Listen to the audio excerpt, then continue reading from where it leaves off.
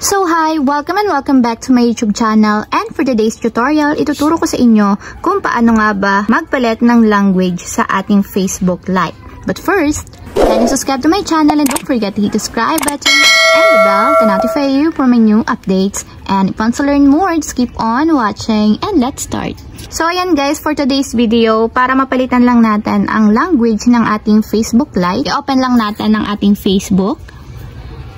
Then, mula dito sa homepage guys, itap lang natin yung 3 horizontal lines na nandito sa upper right corner or yung menu ng ating Facebook account. Then, dito sa menu guys, i-scroll up lang natin. Then, pumunta tayo dito sa pinakang baba and hanapin nyo dito yung settings and privacy. Then, itap nyo lang.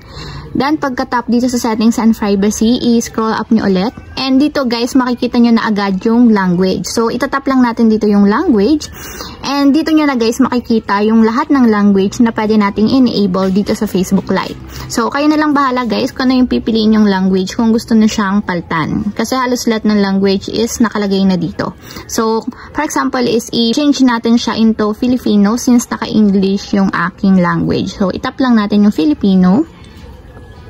And ayan guys, kung mapapansin nyo, naka-Filipino language na yung aking Facebook Lite.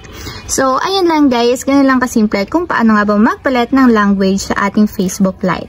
If you have a question, kindly comment down below and don't forget to hit the subscribe button and the bell to notify you for new updates. And thank you for watching! Living life, every day, late at night, not okay.